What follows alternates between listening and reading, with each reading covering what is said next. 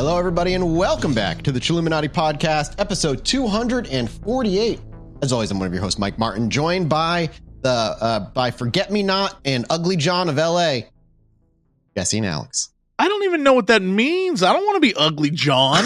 I love the idea of being Ugly John, but I have no idea who the fuck he is. Yeah, I don't know what any of these things are. The prospect of being Ugly John, give me that sax. All right. Let me give you. I'll give you a little history. Forget Me Not sounds even worse. Like you're just either a killer or you're so forgettable that you have to beg people not to forget you.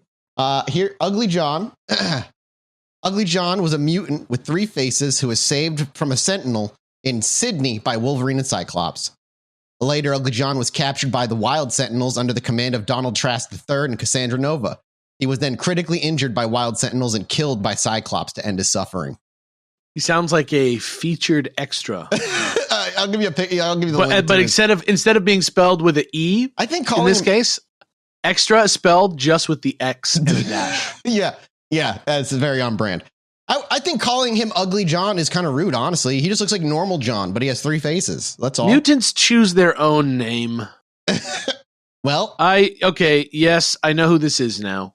There was a great issue of, I think it was X Factor, where his partner doesn't know that he has a partner. It's like a police deal. 51st Dates?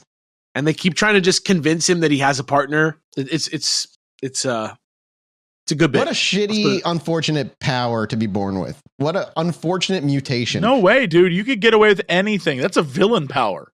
It's the very premise. It's the main premise of a key Doctor Who villain. That's very true. So there you go. But I can't remember. The Forgetter.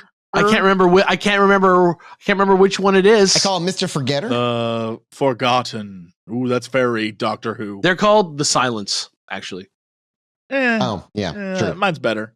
I know we gotta, you gotta do your thing, Alex, but did you guys, I know we gotta talk also a little bit about that last week tonight, did a UAP segment, and it was fucking phenomenal. First of all, I want to say that the snake bit was fucking hilarious. Yeah, it was really good. Loved that, and it is exactly the problem with the discourse around UFOs.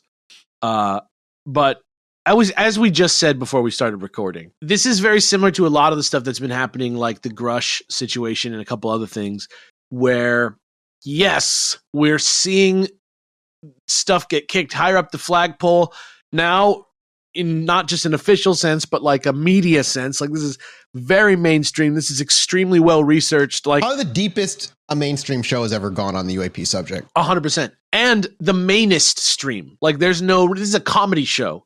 You know what I mean? This is Millions not the news. Of people see this, yeah. But I mean, it's not the news. You know what I mean? This is like something that somebody chose to cover for its entertainment value because everybody knows about it and wants to know more. So that's exciting. That said, other than just legitimizing a bunch of people that we already know were basically legitimate already and repeating a bunch of the same points that we've already read about and seen, there's not much new here, except that it's fucking hilarious. If you're a regular consumer of Chilluminati, everything you heard in there was probably old news to you. Softball, yeah. But for your friend Gary, he might never heard of it before. And for him, this is probably his first beyond the fact of like Grush and then whatever weird articles about Grush that came out around that time. And that's about it, really. That's like the best point to make about this, honestly, is that most people, especially younger people, get news from comedy sources. Mm-hmm. It's easier to take. And so to have this show up in a show like this does a lot for visibility. It does nothing to forward the actual agenda of like determining what's real and what's not and what people know. No. But it does put the information out there to more people, more than we could do or someone on like CNN could do. And it gives the idea more political power too. And it erodes the barrier of the comedy around it, like how he showed the governor who brought on the alien and stuff. I think it does forward like making it less taboo to talk about and like hopefully research scientifically. Yeah. No, I mean, I think I finished watching it and I felt like pride. Is that weird? I felt heard. Heard. Yeah. Is that weird? Is that weird? I'm like, for a moment, I'm like, I'm not crazy. Well, at least not about this. Well, and again, I think the thing about comedy is the old saying about truth, and so being able to, if you can laugh at something, and have that beat us in the ethos, it does wonders for it in a way that like Digest it. John Goodsmith, who is a ufologist or whatever, could ever do. You know, Right, Yeah, like yeah, it actually makes it more. It's in the zeitgeist. Yeah. For Yeah, real. we can talk about it and laugh, but also be like, it could be real though. Yeah, there's not much someone like myself can do behind a microphone who is obsessed with aliens from a young age that can convince anybody else out there. But taking somebody who knows nothing about it and then being like, oh, hey, there's something here. This is worth something. Yeah, exactly. Sure. Hey, this is Alex. I am back with you. Welcome to the fourth and final episode of our 3-part Zodiac series, Zodiac, the Great American Rabbit Hole. Makes total sense. It does make sense. It does not Does make not sense. It does. sense. Okay. not Yes, make it does. sense. Okay. Let me break it down for you guys, since you guys seem to have The never fact read that a you book have before. to break it down. No, I don't need to re- I'm not going to let you continue yet because not just me. I had to clarify for somebody on Reddit who thought because of the way you put the first two episodes, it was going to be 6 episodes. And I had to be like, no, it's actually only 4 episodes. So it's not just us. We have to help people out. I can't account for anybody reading the fucking tea leaves of our show like a Nintendo press conference to try and figure out how many episodes I'm going to have. But I'll tell you this. Have you ever read a book that has chapters in it? Okay. And usually those chapters go in order 1, 2, 3, 4, 5, 6, 7, 8, 9, 10, right? You know, Yes, like yes. chapters go. Yeah. A Yes. book doesn't typically end with chapter 1 will continue next book. Okay.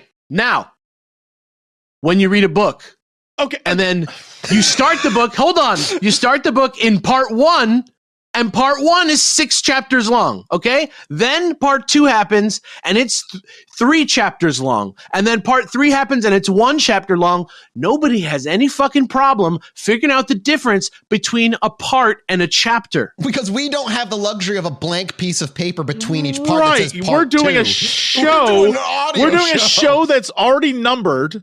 I Followed label by you numbering a multi-parter title and then label the breaking shows that multi-parter down perfectly. into I further title numbers. and label It's the shows insane. perfectly, and No, because I that's keep insane. because I keep it vague, whether I'm joking or telling the truth, nobody ever really I quite think you takes keep what it I vague say because seriously. you don't want to be judged and that's for your exact- madness. I keep it. There's no vagary you have an here. out because like I'm just playing vague over here. I'll leave it up to the weekly poll I put on Spotify. I'll put it up. Is Alex insane for the way he does this? And Is Alex actually the Chodiac? I need to bring this There up. is no Chodiac. You don't know anything. Is he the Chodiac? I was think trying we to help might you be. guys. Anyway, part 3 of our show, episode 4. It sounds crazy. You can't say part 3, episode 4. Has Alex ever done a more than like 2-parter where it hasn't been numbered? Fucking Episode insane. 4. Episode 4, part 3. Episode How does 4. anyone look this up on Google? Jesse, I gotta remind you, this is also part of an 8 numbered You're right. like, series. You're also doing, dude. It's like 6 layers deep. This is what's wrong with the conspiracy community. Right here, just summed This up is it. perfectly. This is it. No, I am just a genius. This is called episode 4, part 3, The Sixth Phantom. Okay? Oh yeah, and you numbered your phantoms as well. That's right. Fourth There's episode. phantom numbers as well. I'm like that fucking meme of that woman with the numbers going by her. She's just fucking trying to do math. Oh my god. I am killing it.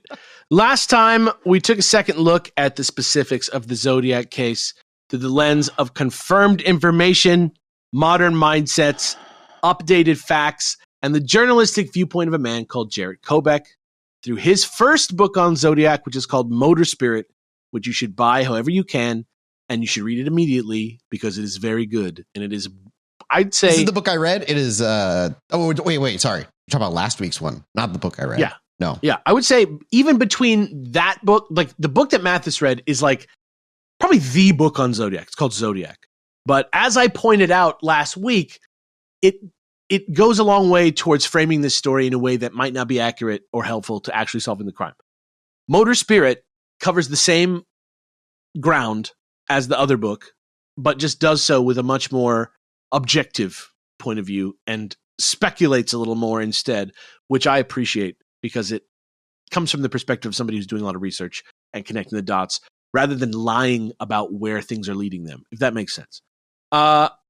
We also talked about the 5 phantoms of Cordelia that make up the bigger picture of whoever it is behind these killings.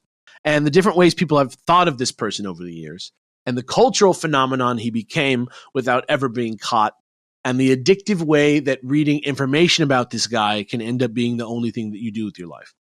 And I think that is like just as important to the story of Zodiac and why he's important and why he deserves to be covered on this show as the crimes and the weird letters that he wrote. I think just the way that he captured everybody's imagination and changed culture is pretty crazy for a guy who killed a couple people.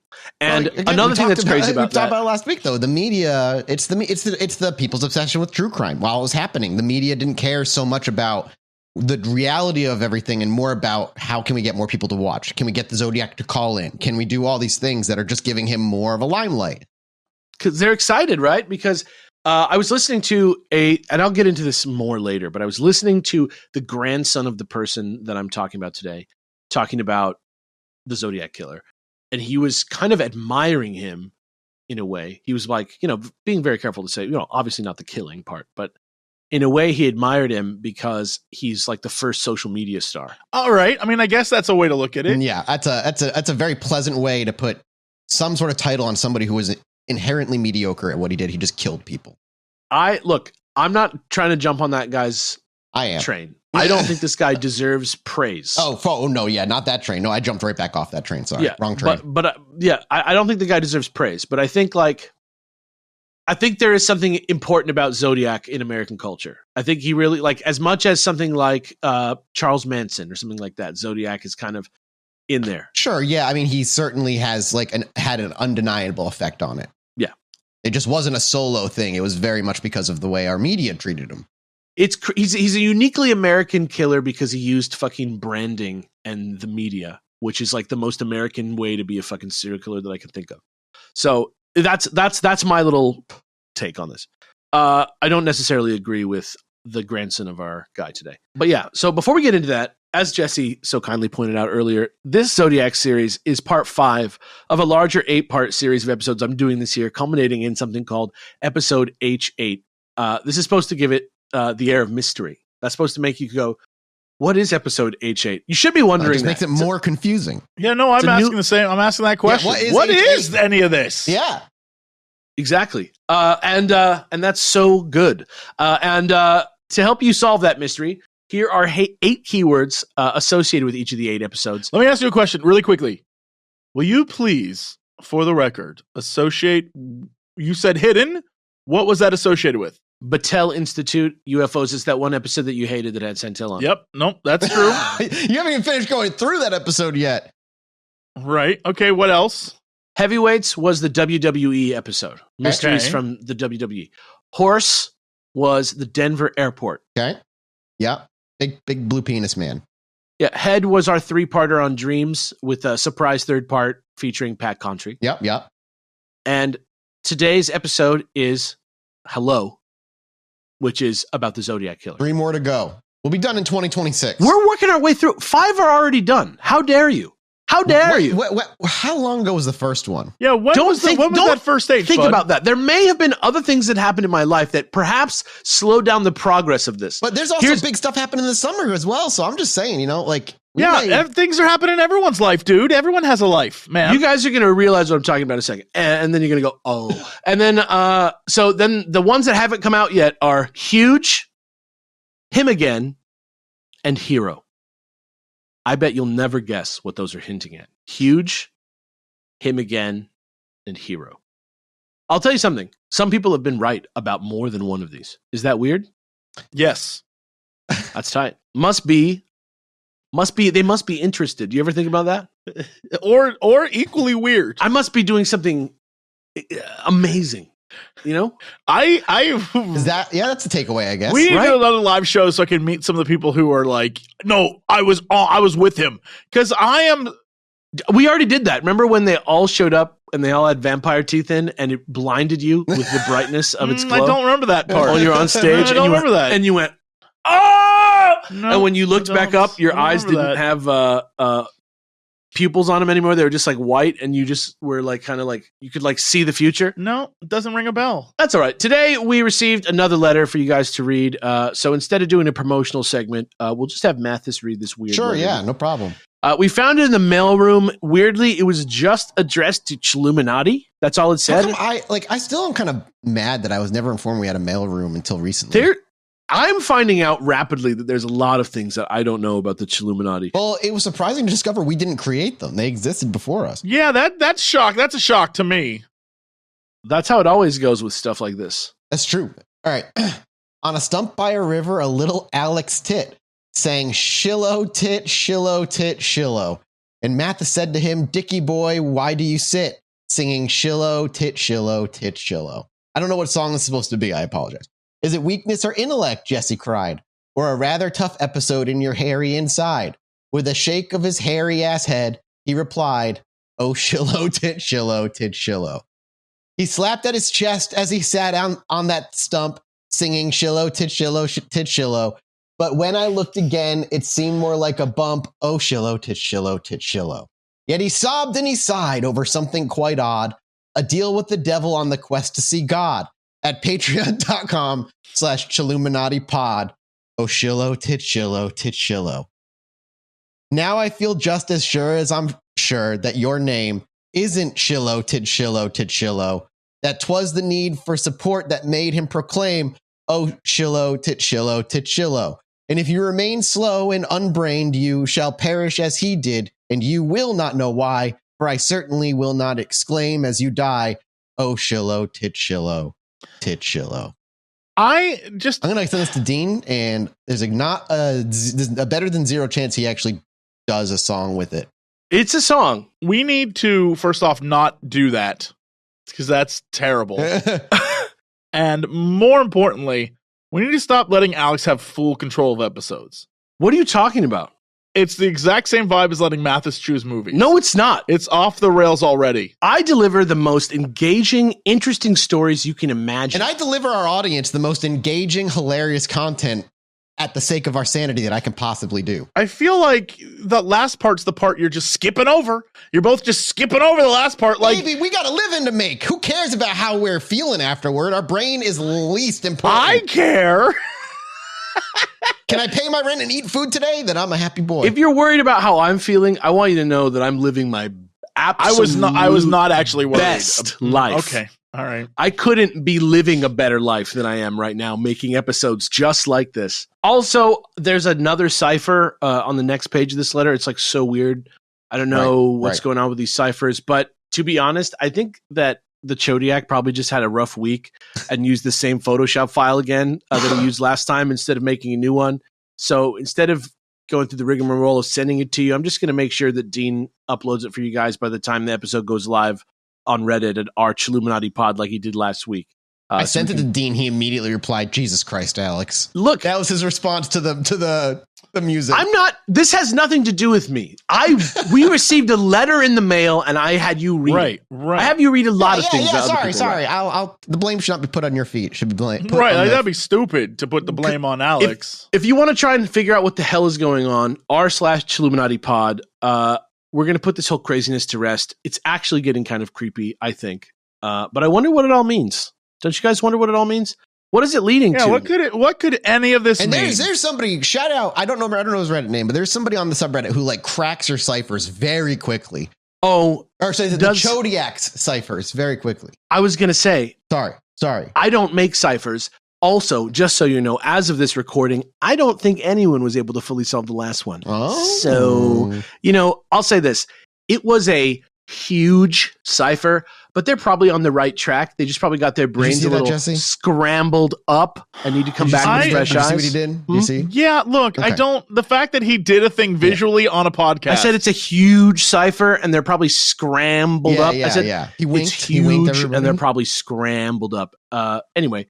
Lastly, I just want to say as a disclaimer that I'm a comedian who's telling you about some stuff I read online in a comedic, casual manner. The best part about being a comedian is anyone can say they're a comedian. They're not necessarily and then wrong. Just get away with lying to people. That's not true. I am very, very funny. I am not an expert on this case and has certain...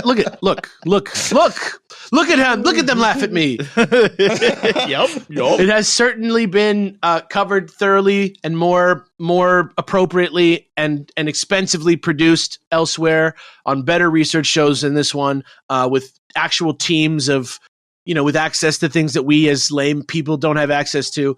But this is our take on it. We do take pride in the research we do. And I want to give a special thanks to Deanna, who you can say what's up to on Twitter at Deanna Writes Inc., like DEANNA, for all her incredible help in putting this together with us. I assure you, any mistakes we make were unintentional, not for lack of trying. I was just talking with Mathis earlier about how on these big, often reported on and often, research cases, facts just don't agree with each other almost ever. It's a nightmare. Sometimes they're close enough where you can be like, well, okay, but it's just, it's chaos. I always know the inconsistencies, and I do my best to go with the one that makes the most sense. Yeah, not the one that works for me, but the one that makes the most sense at being real from where it came from. Like a police report obviously will supersede something from the 90s or and so on and so forth. We're not trying to make mistakes. We're really trying to not make mistakes. Also, this is a series about a real murderer, killed people in violent ways. We're not going to be letting up on that aspect of the case. This one is kind of violence light, I would say. But just in case, please deposit your children in the children holding pen. Your children. I must stress, this is part 4 of a 3-part series. We have now spent 22 minutes preempting the entire thing with no. If you haven't seen it before, you haven't heard us. Yeah, we just it's. What are we doing? What is this show? This is 5 sentences long, and you guys just want to talk about how much fun you're having while you're having the fun. And I can't stop you from doing that. The real episode. You are here. right now. You are actively. Put your kids in the child holding pen near the entrance of the show. You're going to be reunited with your precious progeny at the end of the show. Sorry for being insensitive sometimes. We mean no harm. We're trying to make the best version of our show possible. Thanks for listening. Just like last week, we're going to follow Deanna's outline. She's going to be taking the wheel as we go all through this info in the chronological order that we're going to be going in. But real talk, the book that we're talking about today actually convinced me this man with the Zodiac Killer. I got a lot of feelings and thoughts about this guy, just as I'm sure you two will as we go through this, because it's going to start piquing your interest. And we're pretty sure we covered it on a minisode at some point. So if you're on the Patreon, you probably heard about this a little bit. Yeah. With the Twitter thread that we closed the episode with last week, I believe that either you, Jesse, or I brought this as a mini-sode topic in 2022. Pretty sure it was you, but you and I talked about it before. It had to be one of the 3 of us. Yeah, well, one of us. It had to be any of the 3 of us. I'm pretty sure it was either you, Jesse, or I. I mean, it had to be one of us. I remember talking to Jesse about it at a restaurant, so that's why I think it might have been Jesse. It could have been a convention thing. But anyway, we ended it with that Twitter thread last time. And this book is called How to Find Zodiac. It's by Jarrett Kobek, just like the last book. I don't know why nobody decided to write a guide about how to find him earlier. Actually, sort of a point to that where you are being kind of told what's the right way to hunt for Zodiac. And I do think that we're going to get there today, actually. Like I said, we read this last week. We finger a previously unknown suspect called Paul Doerr as the Zodiac Killer in this. But before we get into him, I just want to take a look at what took him from finishing his previous book into writing an entirely second unplanned book, which starts with a moment in March 2021 where he Googled fanzines Vallejo. Okay, so he Googled the phrase fanzines Vallejo. It's a good start. And I'm gonna get into what that means and why he did Haven't that, you all right? had a fanzine before? We have. I certainly have, because I'm an older man, like the rest of us here on this show. I sit amongst celebrities. No, for your own. I mean, of your own, from your other properties other things you guys work on. Yeah, Scary Game Squad had one for sure. Yeah. But this is actually more of the 60s and 70s version. Yeah, of, I get you. Fanzines, which fanzines are amateur magazines made by fans for fans. So in the case of the ones that we did, right, we kind of made them look really beautiful, and we're kind of a special event that we were a part of. But people like us didn't exist back then. And these could be about anything people could think of, the one Kobek primarily focused on in this case. There's one about The Hobbit and Lord of the Rings that Paul Doerr made that's called Hobbitalia. And actually a couple of them are about that.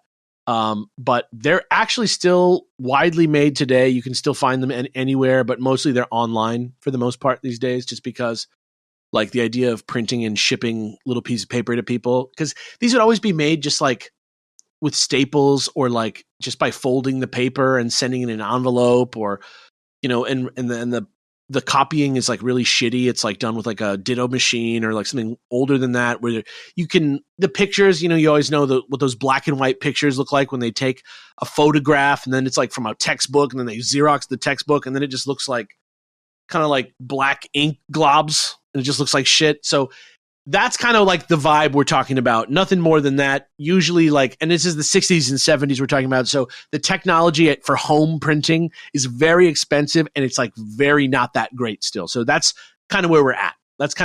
Like this is the direct descendant or like antecedent, I guess, of what we do today. Like literally what we do, where we talk about things that other people are fans of, and we're like basically famous fans of shit as YouTubers, as gaming YouTubers. Yeah. Like we're kind of like famous fans of shit. That's kind of like, I mean, isn't that kind of what critics are? No, like movie critics and stuff. Critics like, are talking about. No, I'm not saying we're critics. I'm just saying like I'm trying to think of another like analogous. It stinks. Yeah, critics are apparently using like a certain viewpoint and intellect to sort of like contextualize something in a larger body of work. Oh, cool. Right? I wish I was intellectual like a critic. What I mean, you can write a review, but you're not necessarily just a critic, right? Like you sometimes just play the game or like speculate on the lore, right? And so what I'm trying, my point is with these fanzines is that they like the fanzine itself is like a YouTuber. It's like a channel. So within it, you get like fan mail, you get like fan fiction, and depending on what the thing is, like, you know, people are contributors for various reasons. Sometimes there's like themed, like want ads, like Jesse, we're talking about in our other podcast, Star Wars, Old Canon Book Club, where we've been reading old issues of the Star Wars Insider, and they're talking about collecting Star Wars stuff in the like sparse years between the movies, where they're like kind of like nothing new is coming out, and they're like, how do we get to buy Star Wars merch? And they're like, just put a fucking classified like want ads in your thing and send it out. And like that's how it was done because there was no internet. So that's the mindset of the people who use fanzines. It's us. We're the people who use them. We're digital fanzine. Yeah, like it became the most common activity in the world is fanzines, basically, in some form or another. Cool. But in this case, they are actual publications still. But how do we get to fanzines? Basically, after writing Motor Spirit, Kobek emails a comics dealer. I took extra special care to point out Tim Holt number 30 last time that we talked. Do you remember that one? It's the cowboy on the cover with the woman, and there's like a wheel of death behind her that says by fire, by knife, by rope, gun, slave, paradise. It's that same thing that it doesn't exactly match it word for word as the Zodiac letter with the gun, slaves, paradise, by fire, by knife, by rope. It doesn't exactly match it, but it looks the same. It's Tim Holt number 30. I think it's from 1952, but it might be from 1958. I'm sorry, I don't have it right off the top of my head. How dare you? If you want to look at it again. The letter is Zodiac letter 15. If you want to see that letter again, he asks about Zodiac's. So they find that. And then he asks about the slaves in paradise, like concept also, because it's also there, right? On that like same little piece of like word art. So he's asking the comics dealer, like, do you know of anything that has that concept in it? And he was like, no, but the way that it was written and stuff reminded him of the way people used to write in fanzines. So then he's like, okay, all right. So he's taking that comic book lead and just kind of jumping into that. And that's why, boom, Vallejo fanzines. That's why he's Googling it, because obviously Zodiac is supposed to be in Vallejo. So he's like, let's go to Vallejo and look for the fanzines.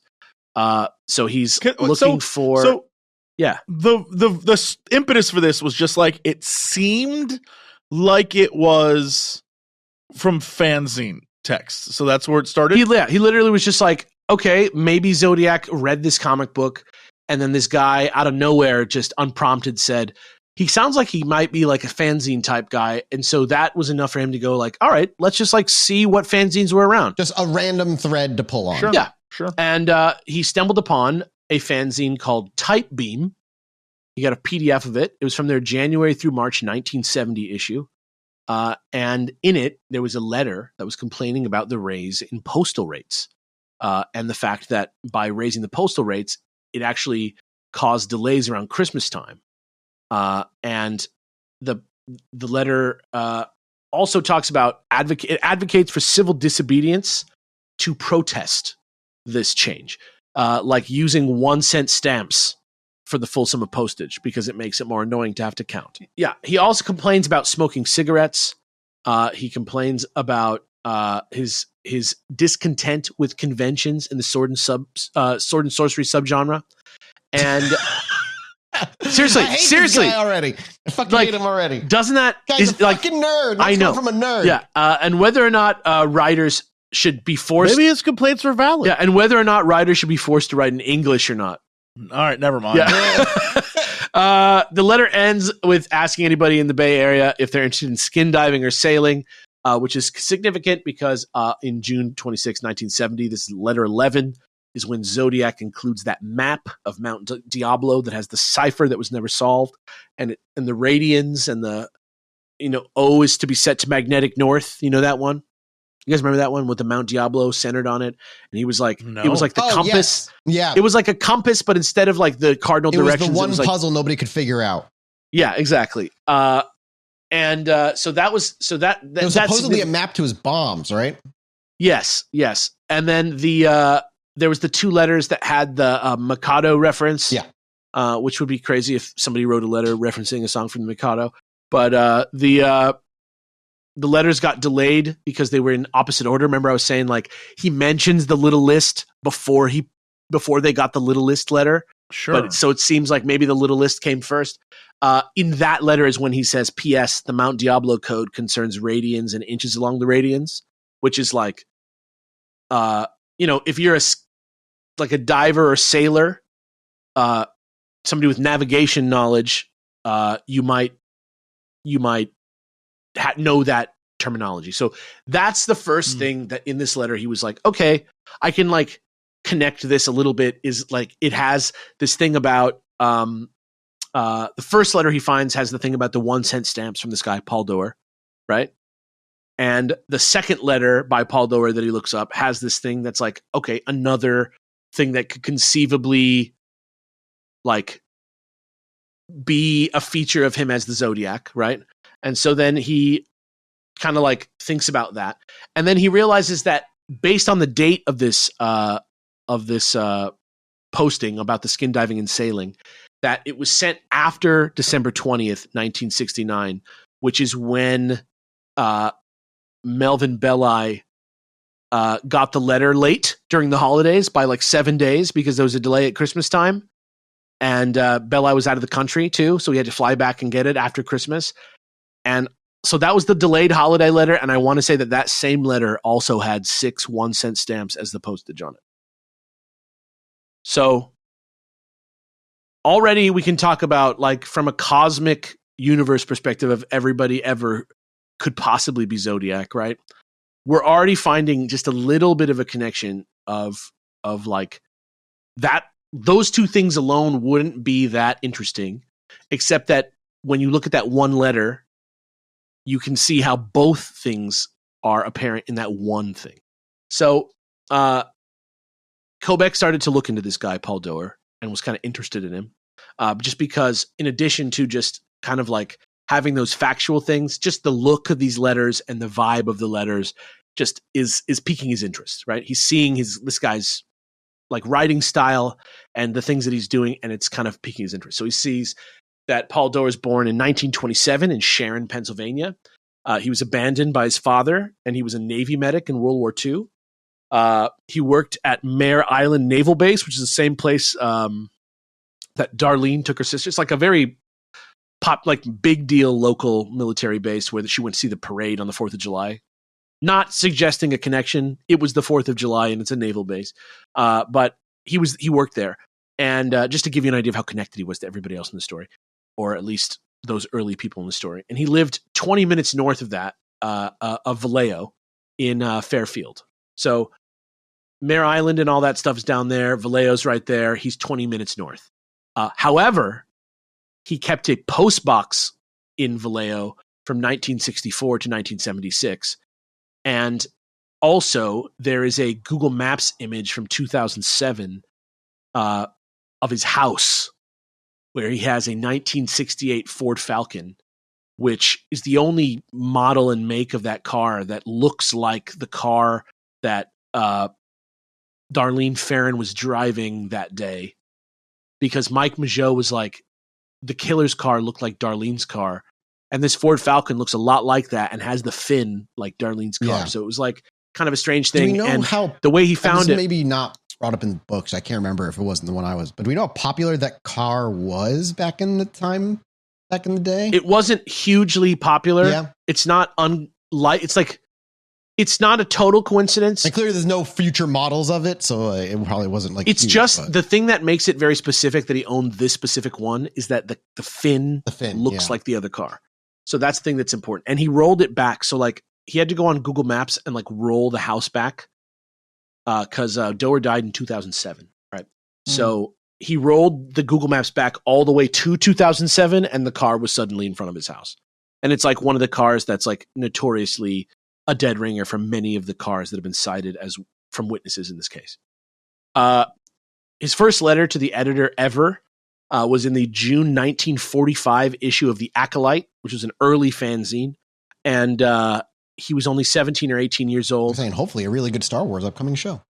Yeah. And he wrote fan letters or, fanzine style letters all the way till his death in 2007. So that's from 1945 to 2007. This man was writing letters. He had a very, very developed interest in firearms. He would frequently use the fanzines to set up trades with other readers of firearms. And he didn't just participate in other fanzines, but he also wrote and published his own fanzines of varying levels of seriousness and like sort of like weirdness.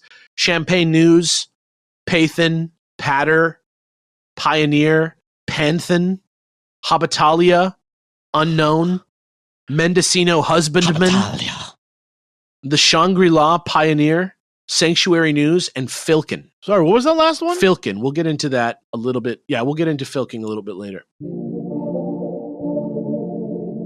If you're even a fraction as busy as I can be sometimes, finding something to eat that's quick, delicious, and healthy is hard, dude. So thank you to Factor for sponsoring this episode. Factor has allowed me to eat what I consider basically stress-free while I work or my schedule gets busy, especially as spring starts coming into reality and summer is just around the corner, which means so much traveling for me. Good Lord. Every fresh, never frozen meal from Factor is chef crafted, dietitian approved, and ready to eat in just 2 minutes. Choose from a weekly menu of 35 options, including popular options like Calorie Smart, Keto, Protein Plus, or Vegan and Veggie. You really have a ton of options. And you can discover more than 60 add-ons every single week, like breakfast, on-the-go lunch, snacks and beverages to help you stay fueled and feel good all day long. So if you're like, hey, that sounds good, what are you waiting for? Get started right now and fuel up for your springtime goals. You can even tailor the meals to your schedule. You can customize your weekly meals with the flexibility to get as much or as little as you need. Pause or even reschedule deliveries to suit your lifestyle, whatever works for you. Factor is all about being your solution for fast, premium meals without the need for cooking or stress. And they're celebrating Earth Day all month long. So while it's still going, look out for the Earth Month Eats badge on the menu for their lowest carbon footprint meals. So head over to factormeals.com/chill50 and use code chill50 to get 50% off your first box plus 20% off your next box. That's code chill50 at factormeals.com/chill50. Again, you get that 50% off your first box and then an additional, and then 20% off your next box while your subscription is active. That's pretty sweet. Thank you again to Factor for sponsoring today's episode.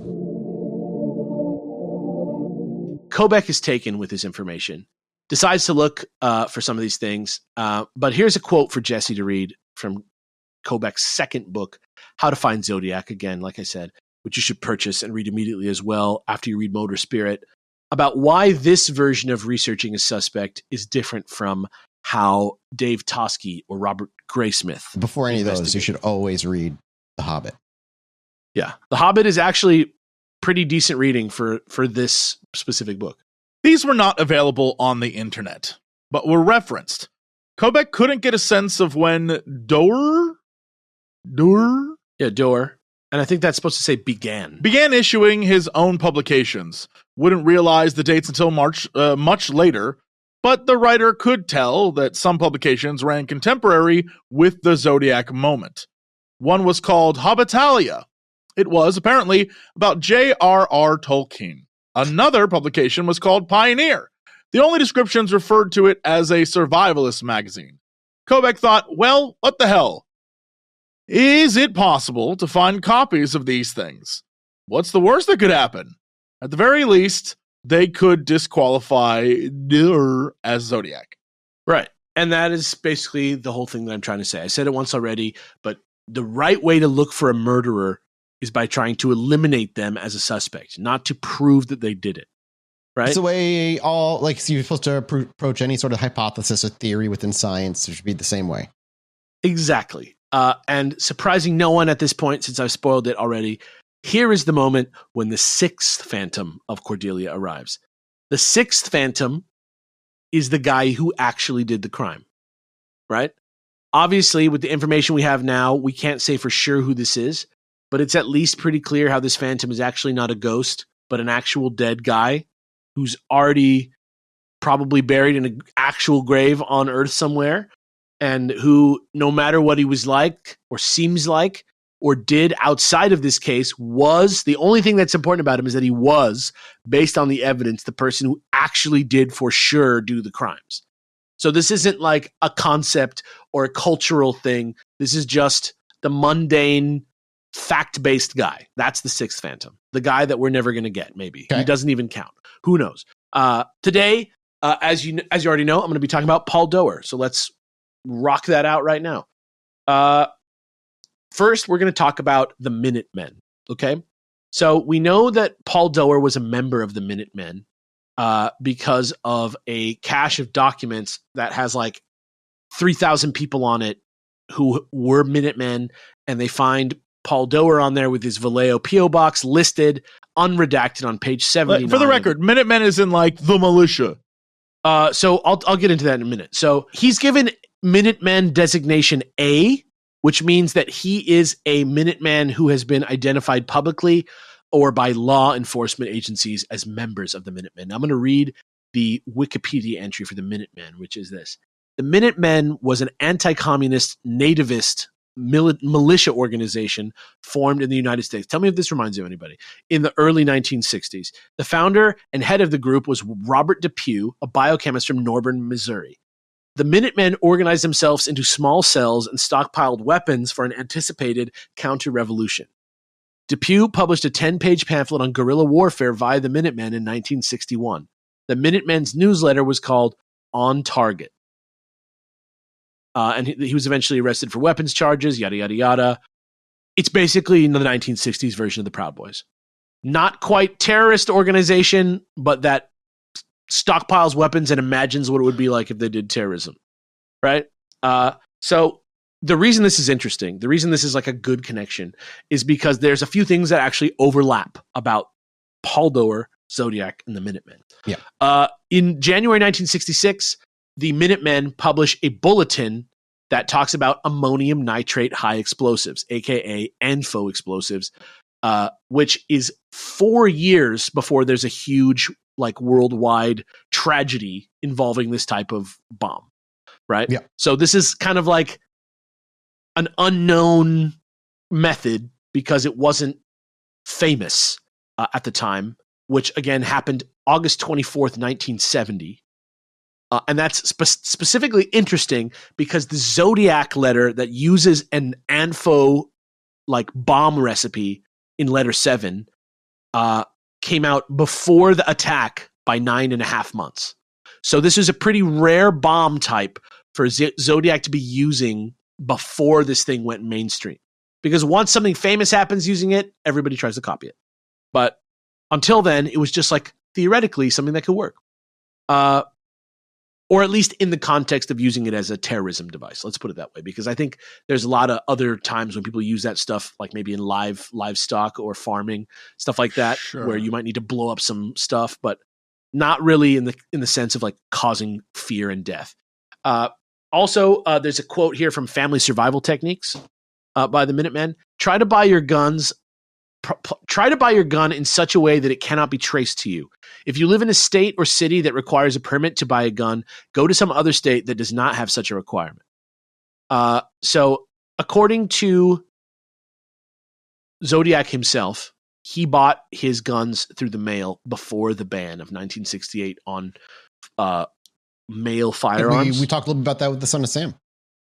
Yeah, and he traveled across state lines, just like Son of Sam, on his own admission to buy a gun in letter 7. He says this.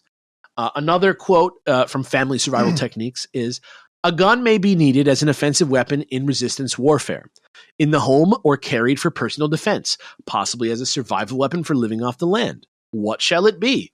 Though it will surprise many people, my recommendation is a .22 caliber semi-automatic pistol. As to a specific brand, I much prefer the Ruger made by Strum Ruger Co. Other good .22 automatics include High Standard and Colt models." Jensen and Faraday, the first two victims of the Zodiac, were killed with the .22 semi-automatic pistol. So there you go. Also, here's another one from Communication Techniques in Resistance Movement. Okay, in communication, through a dead drop, the agent receives his assignments in written form. These agent assignments must be encoded or enciphered. Therefore, we must train the agent in the use of ciphers, codes, the preparation of soft emulsion film, microdot, and secret writing. Okay?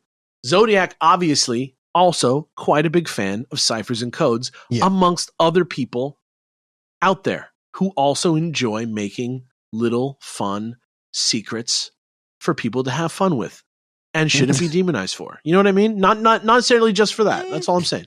Demonize away, fans. Next one comes from Silencers.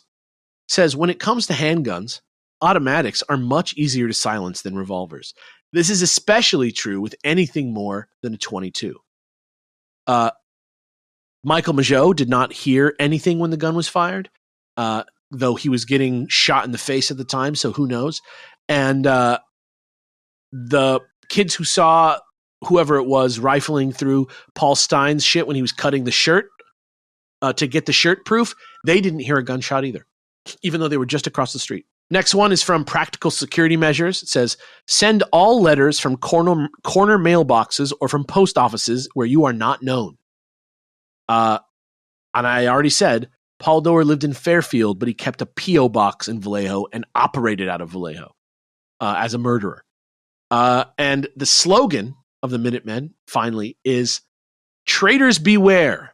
Even now, the crosshairs are on the backs of your neck with an accompanying symbol that looks like a crosshair in a circle. Is this like, all this lines up too perfectly?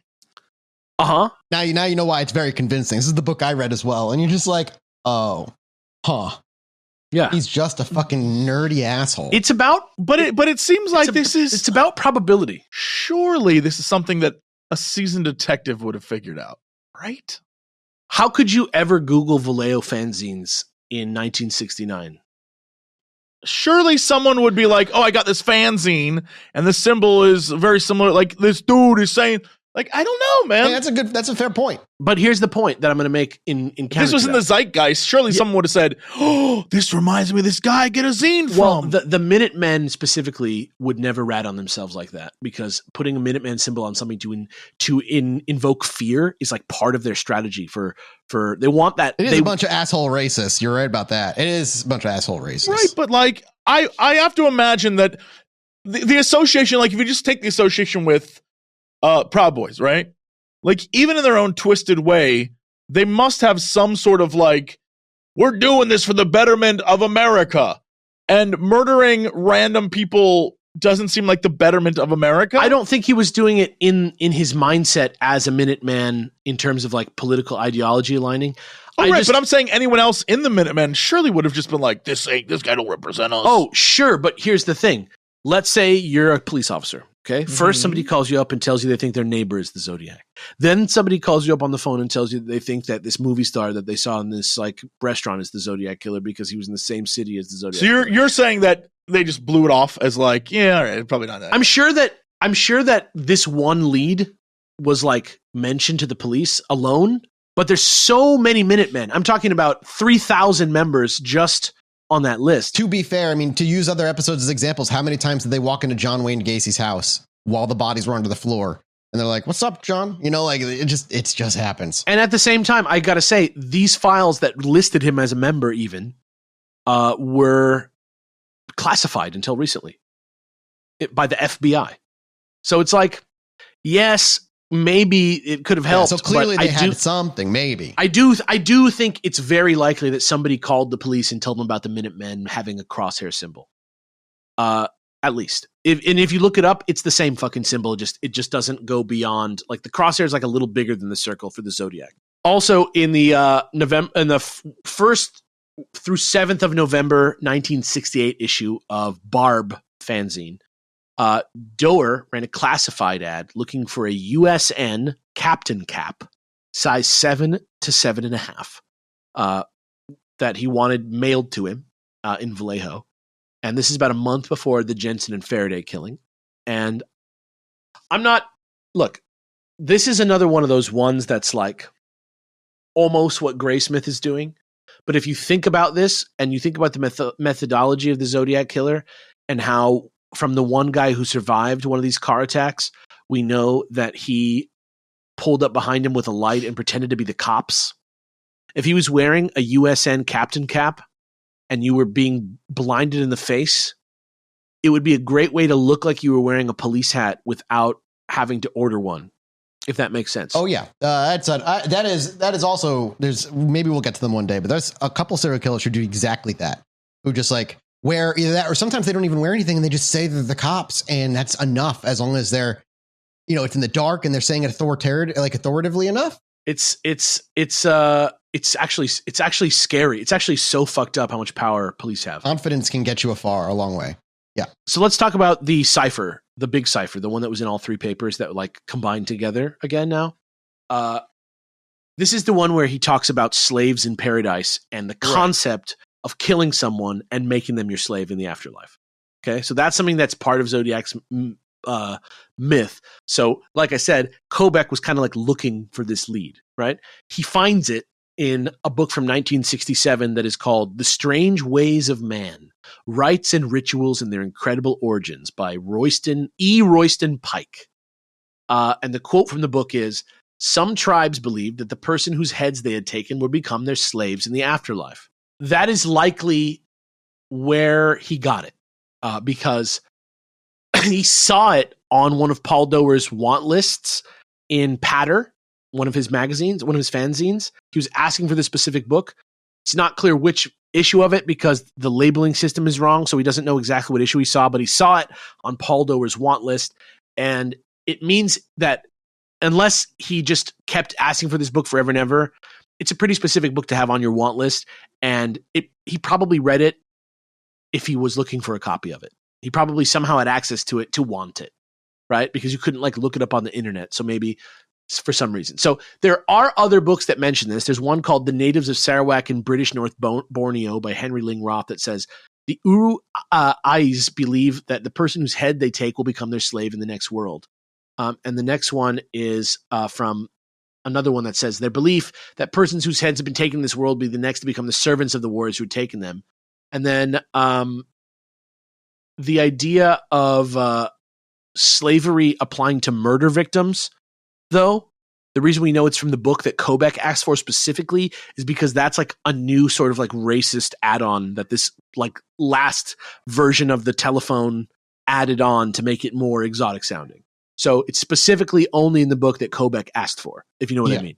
It's like a factually wrong sort of like exoticized story of some tribal guys trying to make slaves in the afterlife by murdering people.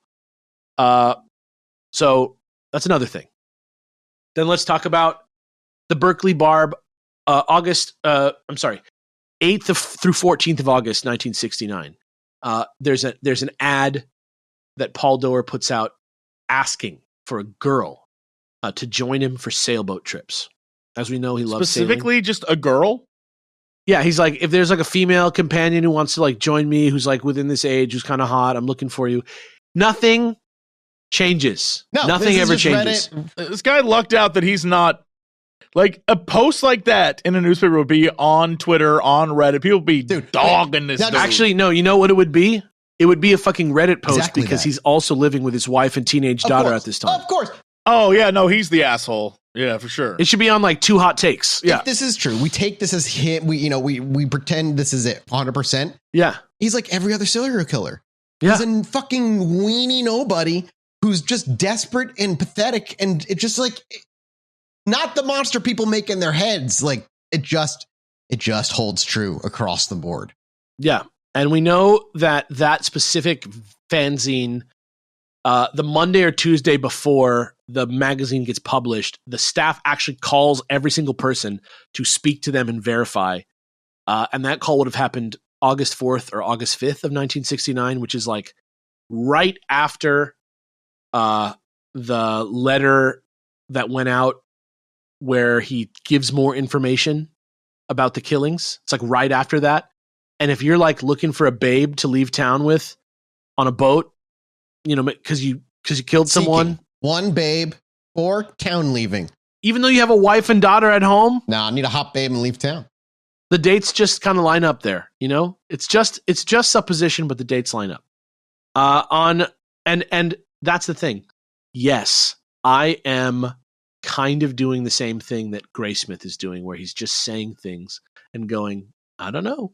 Do you? But where Graysmith is using them to punctuate his like timeline that he's making, in this case, at every turn, we're trying to find out ways that this guy could not have been Zodiac. And there are just so many probabilities lining up to make him the Zodiac that it just starts to be ridiculous after a while. This one was like a weaker one, but I'm going in chronological order. So I just want to say, like, I'll tell you when he's just kind of spitballing and when it's fact-based. Flash forward a couple more weeks to September 27th, 1969. This is the day of the Lake Berryessa attacks, where the tall guy and his girlfriend are stabbed and Cecilia Ann Shepard is killed. And then he wears the sick outfit, the like executioner's hood looking thing that he wore over his head. Very strange thing to wear. Would have stood out to have this thing on your person. Definitely. Anywhere that you were seen with it. Unless you were attending the 3rd annual Renaissance Pleasure Fair and Halfpenny Market that was running every weekend in September of 1969, 1.5 hours from Lake Berryessa. Doerr makes a note that he has worked at Ren fairs and associated events with a special interest in Tolkien's work, and he would talk about actually making fantasy garb in Hobbitalia number 2 in 1970. So there's another he's insufferable thing that's gatekeeper like fucking levels of nerd. It's extremely likely that he was at this Renaissance. Do you think if Reddit existed, it would have stopped him from murdering? I don't know, because Reddit did exist while he was alive, I think, or something close enough to it, and he just kept on going. We'll get into that, though, in a minute. That's not true. What do you mean? Reddit didn't exist. It's not Reddit, the website, but Reddit, like, as in an infinite community of people online that you can suddenly connect to and talk about anything you want with. There was no online. This guy died in 2007. He definitely was writing. Yeah, but he was murdering people after he was active. Yeah, but I'm just saying, like, he definitely, like, I don't think he would have stopped murdering, but I think he definitely, like, went on there and definitely just kept on writing on there. And I don't know if he was continually murdering people this whole time, but I don't think so. Yeah, so then we go to September again, 1969, Panthen number 2.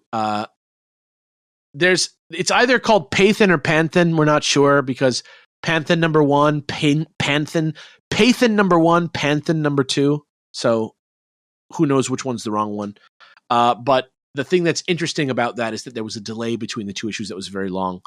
And this is September 1969, and the quote is, "The delay between number 1 and number 2 was not caused by laziness.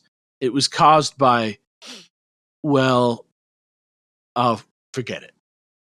And then on October 11th, 1969, which is Columbus Day. That was the day that Paul Stein was murdered. Doer had an Italian wife, which meant that he would have had familial celebrations on Columbus Day because that's a big holiday for Italian Americans at this time. And he could not go out and kill till very late at night on that night. So that's another way that could have worked. It's just a way that he was available and makes sense why, specifically for a detail from his life, that he would do that crime at that time. 1970, the 23rd through 29th of January issue of Barb, Doer ran a classified ad for cheap books about botany, anthropology, archaeology, Old Greek and Mediterranean civilization, low rainfall flora, fauna, living methods, Shell Zen yoga, occult health, all kinds of stuff like that. This came out 1 month after Letter 8. There's also, so keep that in mind. Hopitalia #1 came out April 23rd, 1970, a couple months later. Has 2 things in it that are interesting. The first one is about jewelry and gemstones. And it is kind of maybe what the hell was that? Did you guys hear that? No. Mm-mm. I heard like a huge loud sound in my room that sounded like I got an email from God. I don't know what it was. Anyway, super weird. This is not part of my like weird bit. Clarify the episode numbering for me, please. This has nothing to do with the Chodiak bit. That just I think it was like a system sound. Thank you so much to Ghostbed for sponsoring today's episode. And if you're like me, you're a hot sleeper, man. Like, if anybody could take a picture of me in my sleep, please don't be the person to do that, by the way. But if anybody did, they would see somebody who cranes their neck so high that when he's lying on the pillow, so my nose is like not breathing onto my pillow so that I don't make it hot. Or at least that's what I used to do before I got a ghost bed pillow, and I'm not even kidding you. What the best part about ghost bed with working with these people are, by the way, is they're like, hey, here's a couple things that you probably should say about our sales and stuff, but like, just give your opinion. So here's my opinion. I have not gone back. I have had a ghost pillow now for months, almost, oh God, how long has it been? A while? And I genuinely could not go back to a normal pillow because it has like this cooling technology that basically just like sucks out heat instantaneously. It's on their mattresses as well, but the pillow I'm using is the one it's on the pillow too. So if you prefer a cool pillow, no matter when you turn your head, Ghost Pillow and Ghost Bed is the way to go. I swear on my cat, who's on my lap right now. He's very cute. And if you're not going to take my word for it, let me just tell you about them a little bit. They're a family-owned business for one, and they have sleep experts for over 20 years worth of experience. 60,000 plus 5-star reviews is another huge part of it as well.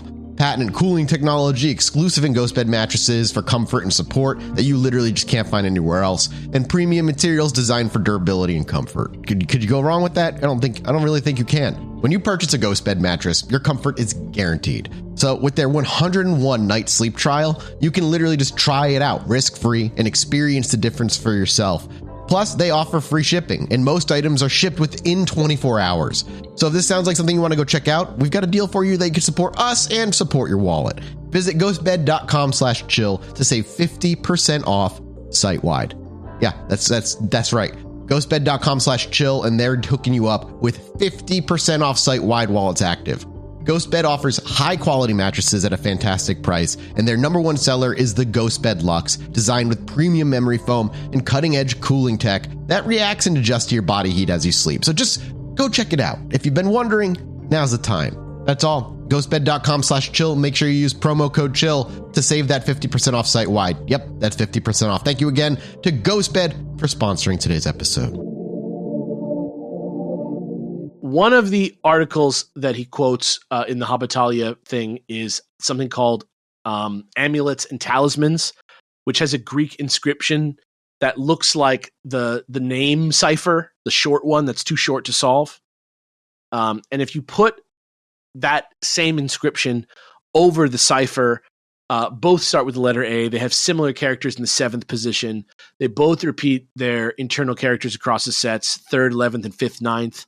I'll show you the link to this. Don't freak out. It's an unsecure link. I'm freaking out. Freaking out, man. You can look at this little report here. Ancient Greek palindrome that translates poorly to "Thou art our Father."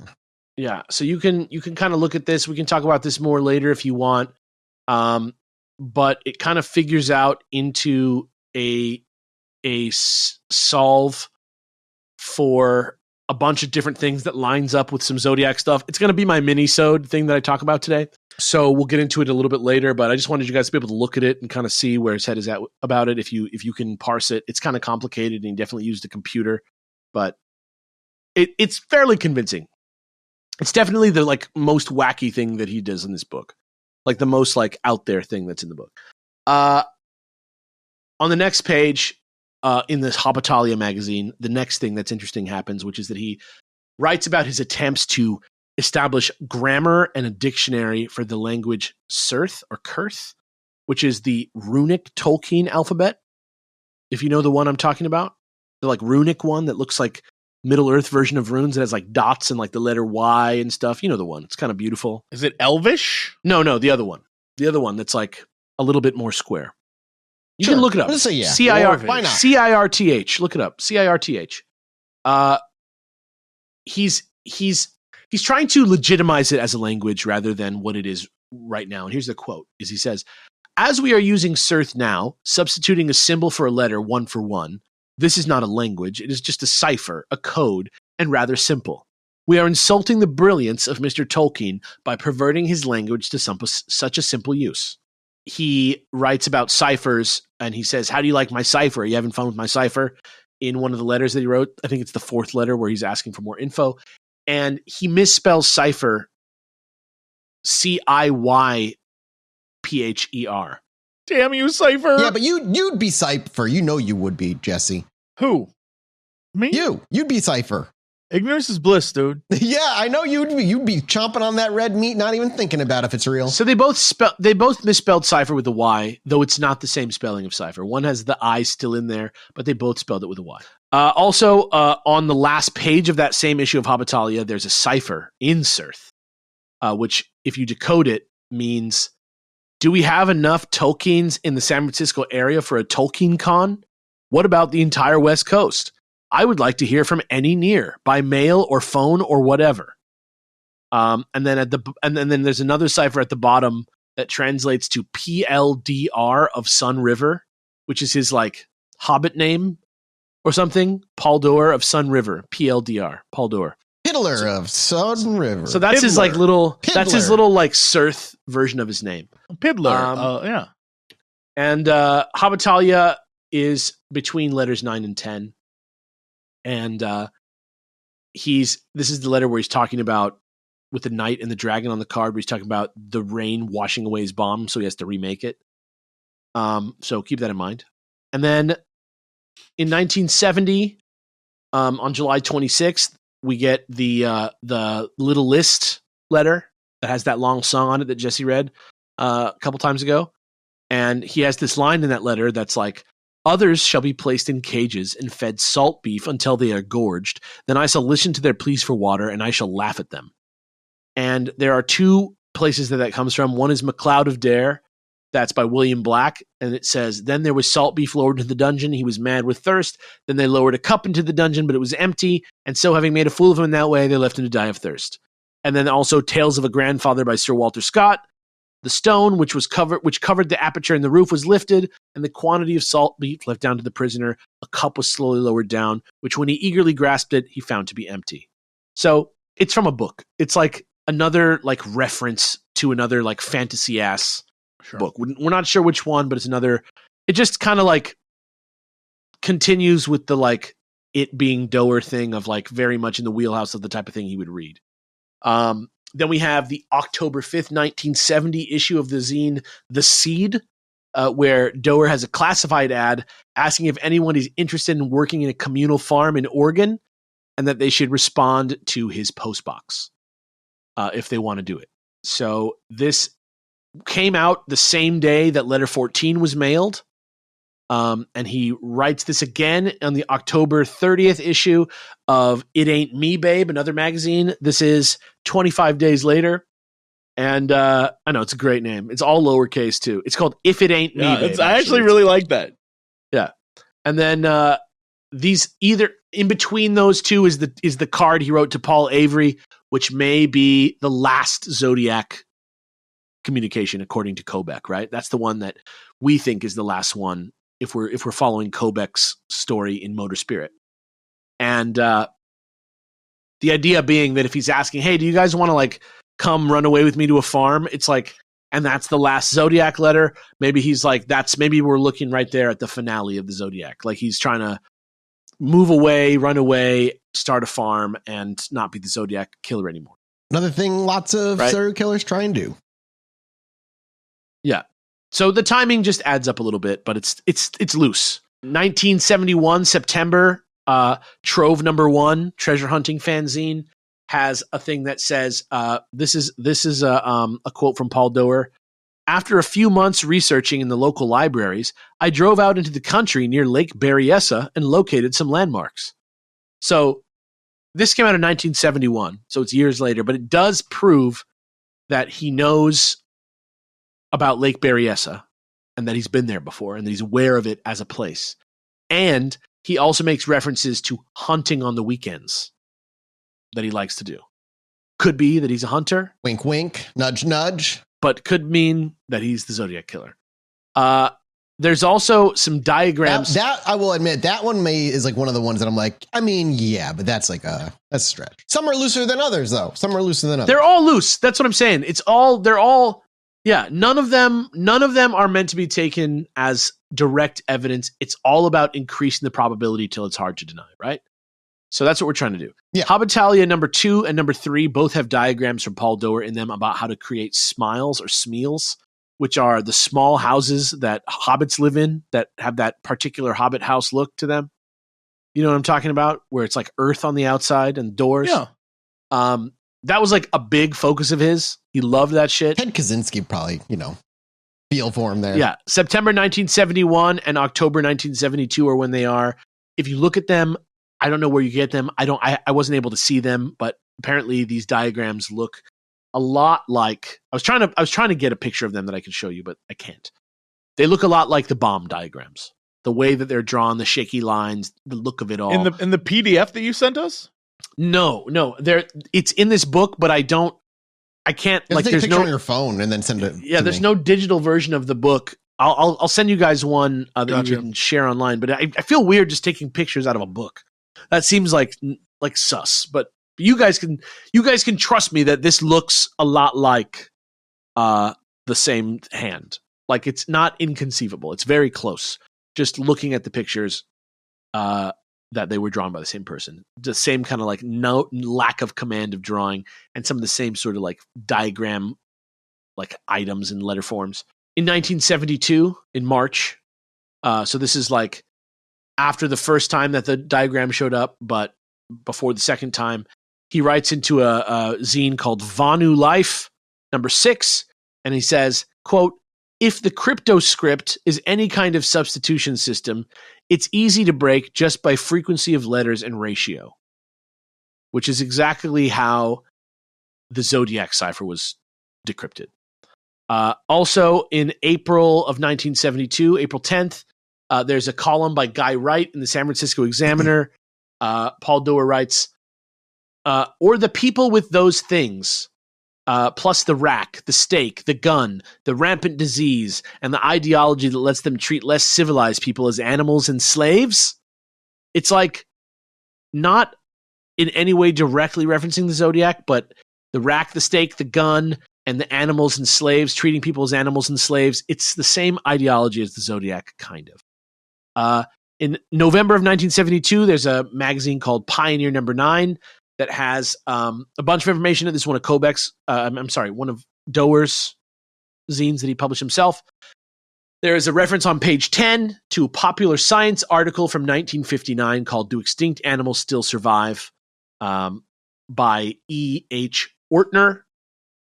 And the reason this is interesting is that he seems to be subscribed to popular science in the same time frame as the issue that has the idea of silencing guns or putting the flashlight on the gun, the thing that he got from popular science. It proves that Doerr was reading that magazine at the time that article was in the magazine. Also in this same issue of Popular Science is this quote.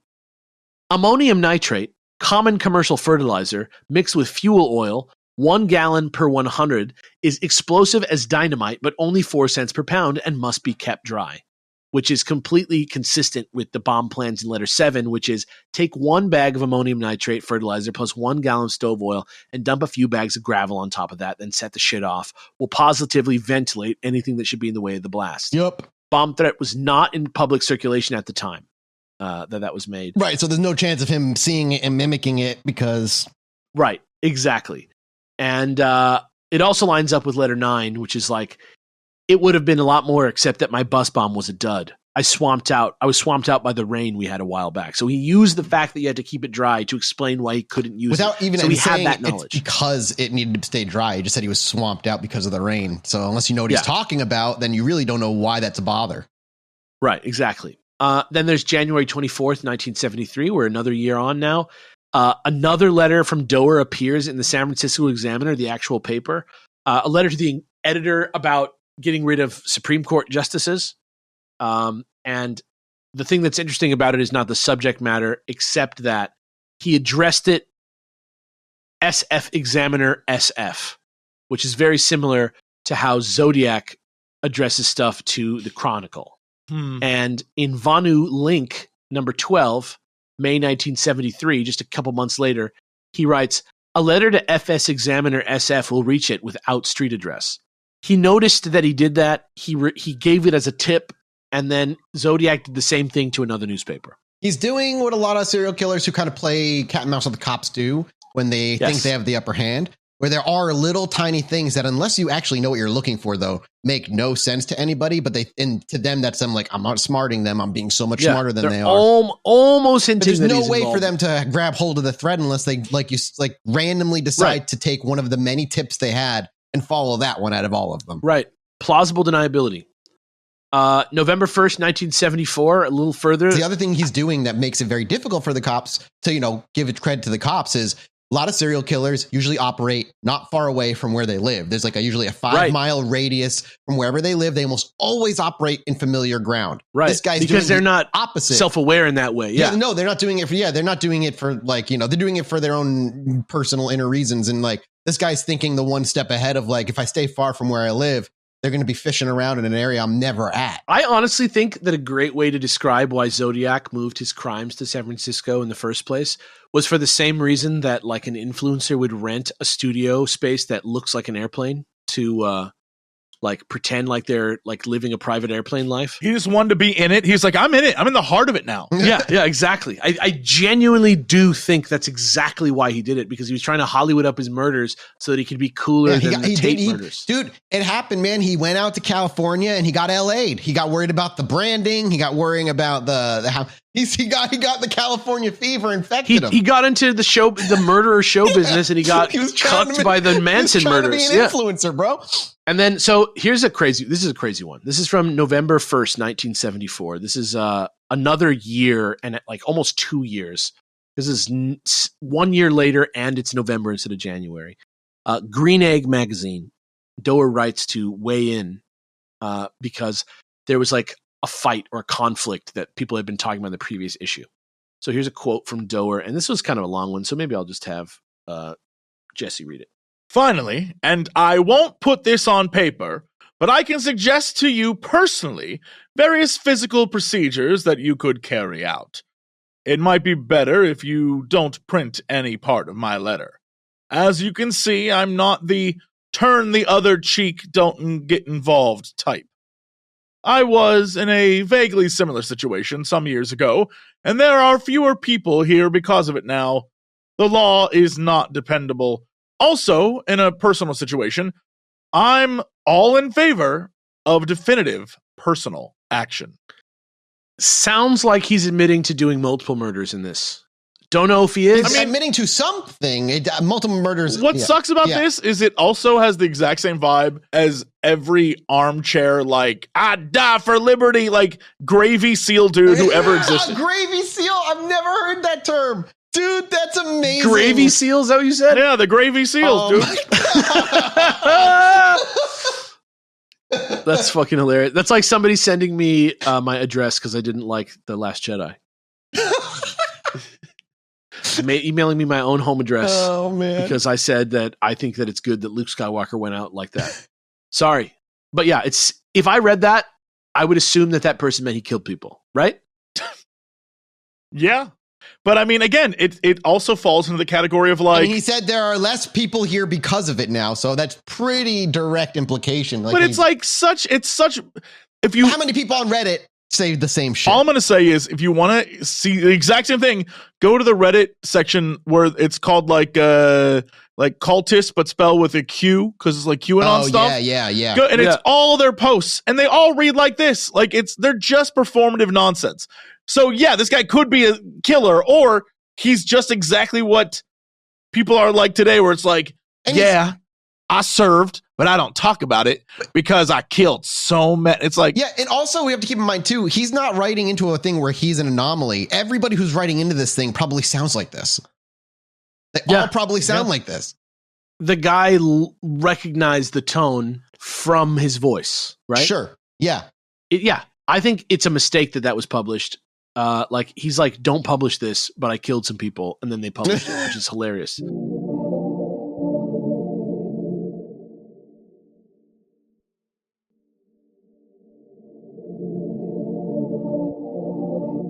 January 23rd, 1975, Pioneer number 14, Doerr's own thing. He's offering hundreds of phono records, 7-inch reels of sound tape, muzzle loading pistol, $165 bow, knives, swords, guns, books, record player, 4-band portable, and about 10 tons of other stuff.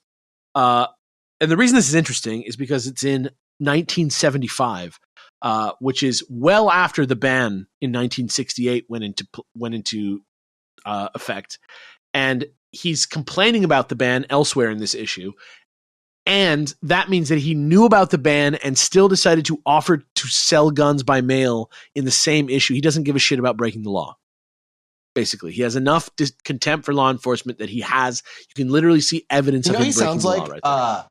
He sounds like a sovereign citizen. Do you know who those people are? Yes. I mean, yeah, no, that's what I'm saying. Yes. That's exactly what he sounds like. You can't. I don't need a license to drive on roads paid for by tax dollars. Yeah, exactly. May 1975, one of the issues of Patter begins circulating, clearly referencing buying land in Mendocino County in the town of Covello. Doer actually went there. He went there on weekends. He actually had a cabin there that he had no electricity or modern conveniences. I actually have an archive link of the Zillow for that cabin right here if you guys want to see it and tell everybody how hilarious it is. Because it is quite hilarious. You can kind of look at some of these pics. You know, the Zodiac Killer, where he would go do his plans or something. Maybe that is like a Ted Kaczynski ass shack. This is like where the bombs were made by Kaczynski, dude. This is like the same. But shit. what's the unexpected the giant library that you see? Yeah, a huge library. I was going to say the toilet that is. You have to walk outside to then go to the toilet. That's plumbing. It's plumbing. It's got some plumbing, but it's just you had to go outside to go to the toilet. A giant I don't think that just says rifles that just sticks out that whole library, and a red hat in the background. I can see too. Which I don't think he was around for the red hat. Return of the Red Hat, but yeah. No, I don't think he was. Where is this at exactly?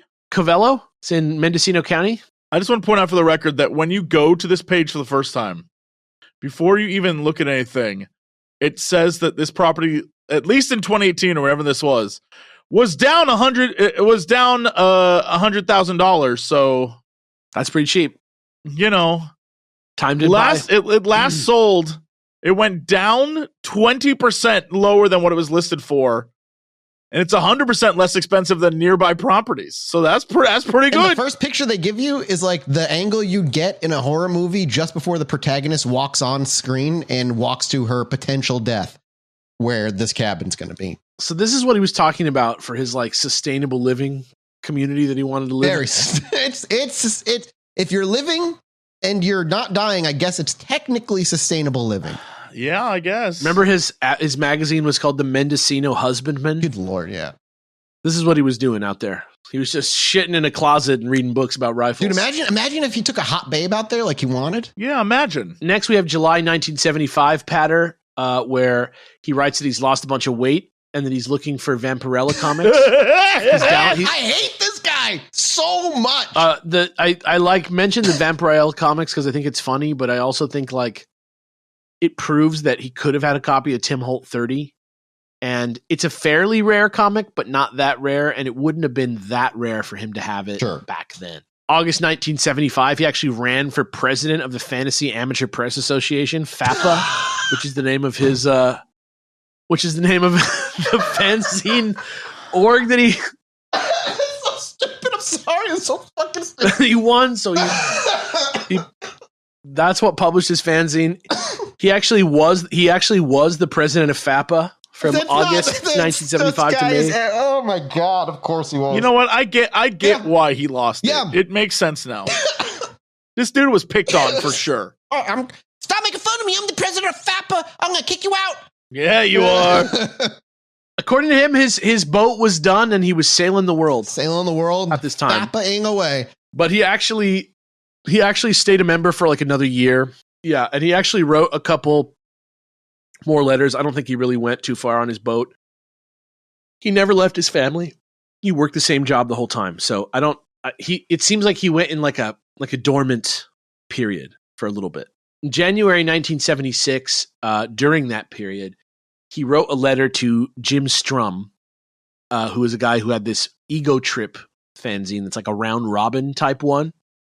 So it kind of everybody kind of adds into an ever ongoing newsletter that just continues, almost like a scrolling page before that could exist. In a letter that he writes there, he writes the letter that he wrote to Jim Strum trying to join Ego Trip. He writes, quote, "There is no way I can hide so long as I publish Pioneer." So he's trying to say, I want to write stuff, but I can't hide if I keep publishing my own magazine. For a dude who's like, come get me, cops. Coward. In 1980, Paul Doerr put a classified into an issue of Shaverton, where he asked for books on witchcraft, Satanism, voodoo, sacrifice, multi-marriage, all stuff that Zodiac has also always been into. 1982, in Pagana, the newsletter of the Pagan Witchcraft Occult Special Interest Group of the American Mensa, Doerr makes a reference to his P.O. box. He says, quote, "I had a P.O. box 1444 Vallejo, California, and, having dropped it, still have people hunting for me." Also, in May of 1982, Paul Doerr offers a mail forwarding service for $30 a year, which is like $100 a year nowadays. He would let you use his home address as a mail forwarding service, and he would forward mail to you. If you move a lot, if you're like a traveling person. And that, again, that's that Riddler style thinking of he just has people's mail just filing into his home. Good fucking luck figuring out who actually lives there. Yeah, Kobek was saying he thinks he did it to read mail of other people because he thought that was might have interesting. been, but also has an added benefit of more confusion. Well, that's Kobek also said that he had a colleague who was probably what it is. It's plausible deniability if something shows up that he doesn't want to say is his, so that he can just be I don't know, I have a mail forwarding service, so I don't know where all this shit's coming from. And then in March 1985, Doerr established a nonprofit called Investigator. And the idea was to produce something called Investigator that was supposed to, quote, it covers investigations of serial killings, missing children, conspiracies, etc. And if you take this in conjunction with the 1980s classified ad that he did, where he was asking about witchcraft, Satanism, voodoo, sacrifice, multi-marriage, seems odd that he has never once in his entire life, ever, even though he has an interest in serial killings and he's from 20 minutes away, never once in his life ever mentioned the Zodiac Killer for any reason. Huh. No one has ever heard him talk about the Zodiac Killer. Yeah, it's one of those, it's tangential, but it's interestingly tangential during a time where, like you said, to the past two episodes showed that the media frenzy around him, how do you, I'm sure it was everywhere. Yeah, exactly. That is where the book leaves it. That's basically without any of the speculation and color that Kobek puts in there. And honestly, you really need to go in there and get the finer details to really understand how fleshed out this is. And I really didn't want to go so definitive on it because I really do want to encourage people to go buy this book it'll take us instead of this hours if show we went being through a everything. substitute for Yeah. it. But I did not stop my research there because I was very interested in this and I just wanted to see, because I was surprised that it didn't make a bigger splash. Right. Because, I remember when we were talking about it when it first came out, we were like, this is insane. This is just like, everything fits. Yeah, there's pictures of him in there that look, I showed it to you, right? I showed you how there's pictures of him that look like the sketch of the Zodiac Killer. Like, there's so many layers to why it works. And if you think about Paul Doer as the guy who was getting cucked by the fucking other crimes and he's trying to do this thing and he loves cryptography and he's trying to hide his symbols everywhere, everything that the Zodiac does and everything that this guy Paul Doer does kind of just are consistent with each other. And there's not really any way to say that this guy was not the Zodiac. Yeah. Sure. There's not really any like exculpatory evidence out there that eliminates him, because that's exactly what Kobek was looking for. So there is this show on Substack. I'm going to give you the link to the show right here. You guys can see it. Yeah, looking at his pictures too, you're like, oh man. He's the most similar looking out of anyone we've ever seen. There's one where somebody takes a shot of him and just like overlays glasses like that we have from the sketch, and I'm like, yikes, bro. That's scary. A literal nobody, like nobody who would have ever drawn any attention. He's literally a fresh subs from Fanzines Vallejo. That's literally how they got him. So basically, there was a podcast about Paul Doer when the book came out.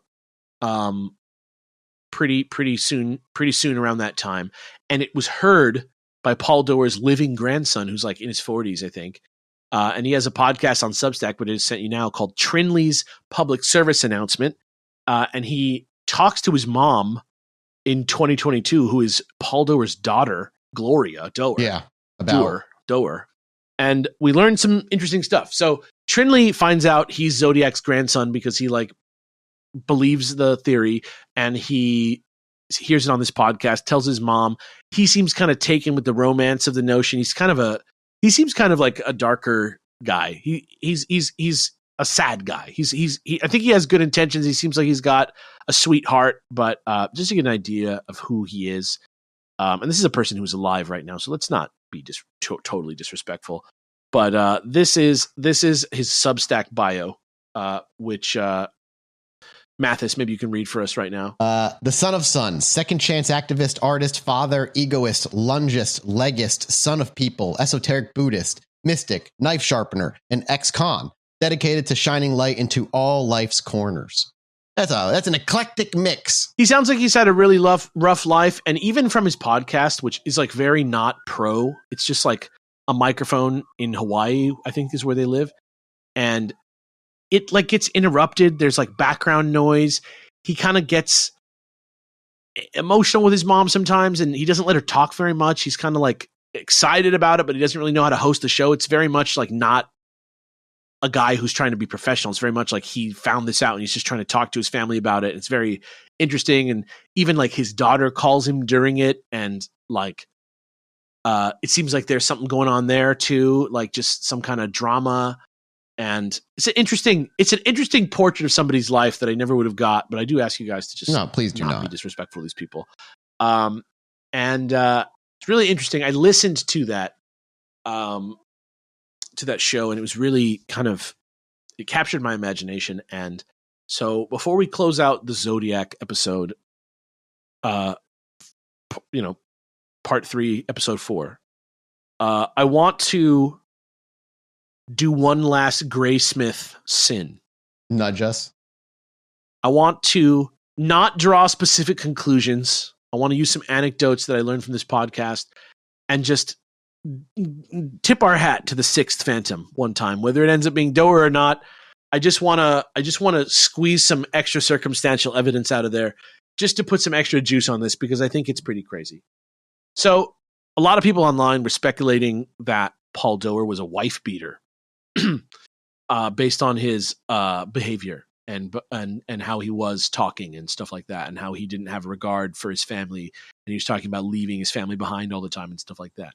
But sadly, Gloria was saying that actually he just beat the shit out of her, abused the shit out of his kid, at least in the sense of like child abuse, like corporal punishment type child abuse. Getting too angry, hitting, kind of torturing, but she also seems to love her dad very much and has a lot of conflicted feelings about him. But it's interesting that he beat just his daughter and not his wife, considering who his victims were, and how he would focus on the daughter. I mean, how he would focus on the teen girls, and his own daughter was a teenager at the time. So I didn't think of the idea that Zodiac would have a teenage daughter, but the idea that I know that he beat his daughter and that he targeted young women kind of like seems more consistent from just from a profiling perspective, seems to be more convincing for some reason. His family also brings up another thing that I did not know about, and that is not very much covered in the book, but the son brings up the idea of Trinley brings up the idea of hypergraphia. Do you know what that is? A lot of people with various like different things, like schizophrenic people or bipolar people or other people, and even just people who aren't any of those things and just have this. It's like the idea of writing a shitload, like a shitload. And it's kind of like the thing that a lot of like, there's like a lot of tropes about kind of crazy people in movies doing this, where they just like the dude from Seven, they just fill pages and pages and pages of paper with notes and just write. And it's not really that cohesive, but it's like written, and he's a pretty brainy guy. But his family kind of said that he had it for sure. And obviously apocryphal, because it's only after the fact on reading the suggestions of Redditors and stuff that they even considered that he would have it, and they heard the phrase hypergraphia. But like, for example, I'm a writer. I write stuff down all the time, right? In my phone, like constantly. But in their opinion, unlike my version of writing stuff down all the time in my phone, which I do have a crazy looking phone, but it makes sense considering my job, right? That I do that because I'm doing it to like come up with. You're not doing it just to satisfy a compulsion. Yeah, Doer's version had a manic character to it, according to his family. And when he wasn't writing, he was voraciously consuming all kinds of information and constantly learning, as you could see from his big fucking library in his fucking shithouse, brick house, Deliverance home. You know, what a bargain. Yeah, that's true. He just is constantly losing money even after death. Also, this is a crazy thing. He would hide his daughter's allowance somewhere in the house every day. And when she'd come home, she'd find a tiny note rolled up in her house somewhere, like on her bed or on her desk, with like a little riddle or a small cipher with symbols or anything like that. And it would lead her to a cool 50 cents every day. Crazy. If she could find it. So, as an example, she said that the clue might lead her to a specific rock in the yard or something. And when she'd lift it up under a slip of paper with one of her dad's, quote, squigglies on it, which are symbols that he used all the time that she specifically recognized, that she'd know then she'd know she found it. And that sometimes when she found it, it would be glued together with rubber cement. And she would have to like figure out a way to dissolve the rubber cement. And you know, I don't know if that's the same exact thing as airline cement, but that's definitely something that the Zodiac mentioned in his letter of like covering his fingertips with cement so that he couldn't. The man had, if this is him, obviously we're just assuming, making the assumption, if this is him, he's high on his own intelligence. Like he loves lording his own intelligence over people. I don't know what the name of that is called, but I know there's like a fantastic mega mind. Galaxy brain. She finally hears about Kobek's theory from her son. She takes a look at the letters in the Zodiac case, which she'd never really done before. You know, like she was there for the Zodiac case and she's from the area, so she remembers it for sure. But she didn't really like take a big interest in it, probably because her dad didn't talk about it at all. And she said that when she saw them, immediately what she thought of, other than anything else her dad made or anything like that, was specifically the tone of the writing and the look of those squigglies. It was like the same ones from her dad's daily allowance game. Like that. She was like, yeah. Like that was what she said. And this from 2022. Also, to underline it without actually underlining it, letting you draw the conclusions yourself, since that seems to be the smartest thing to do if you want your theory about something to be popular. Here is a direct quote from her with one last nugget of Zodiac adjacent info about her father's last days from Mathis to read. He died like 17 years ago in 2007. But here's a quote from Mathis, and then Jesse, I got one for you afterwards. I went home when I learned my father was dying and stayed with him the last 3 to 4 months of his life and looked after him. And during that period of time, my father had written reams of paper, little reams of paper, handwritten single spaced from the very top to the very bottom to both sides of the margin, handwritten and typewritten. So he had reams of handwritten paper and reams of typewritten paper, which my mother proceeded to tear up piece by piece, 3 or 4 pages at a time, into tiny little bits. For a man who loved his writings and wanted people to read them, I found it shocking because he wouldn't let me read it. They wouldn't let me near them. He put his hand up and with that look like, stay away. And she ripped it up piece by piece by piece by piece in front of me, in front of him, and he made no motion to stop. So whatever was written in those papers, she was privy to and did know what was written, and she made sure that no one else was going to see it. And if that doesn't make sense to you, here is another quote for Jesse to read that kind of shines some light on why that might be significant. I'm glad he's dead. I would not have come out and talked with Jared or done the interview. I would not have done it if he was alive because I believe he's guilty. I accepted the possibility. I accepted the probability that it was probably him, that he could have done that. I'm grappling with that, you know? I'm grappling with that. But the thing is, if it is possible and they can prove it with fingerprints, then let's do it. My God. Yeah. So she's feeling kind of fucked up about it. She's grappling with it because she loved her dad, even though he was quite shitty to her when they were young. And yeah. And she said that both her and her mom never, if he was alive and even if her mom knew while they were alive and stuff back in the day, even if her mom knew, she never would have said anything because she was too loyal as a wife and never would have wanted to blow it up. And that's the same reason why people were saying maybe the zine people didn't pipe up, because you were asking about that earlier. Kobek was speculating that if you are a Habitalia reader or whatever, and you begin to suspect that Paul Doer is the Zodiac, and you're already fighting against the fact that everybody who's a grown man who reads Lord of the Rings and is obsessed with it, like just think about that guy who cried at the Star Wars trailer and everybody just like fucking dumped on him for no good reason. Like, granted, yes, he had an extremely emotional reaction to something that's, you know, just a luxury in our lives. Well, you don't know what it meant to him as a kid. Right. But that's just what I mean. Like, the fact that everybody's ready to fucking jump down his throat and call him a loser, right? If you can imagine being somebody who's on those secret forums, it's almost like kink or something at that point. You don't want anybody, and it's not socially accepted to be a nerd. And so if you find out that these people are like this person is a murderer, maybe you just kind of like, maybe you just kind of keep it to yourself because you don't want to besmirch your good name any further.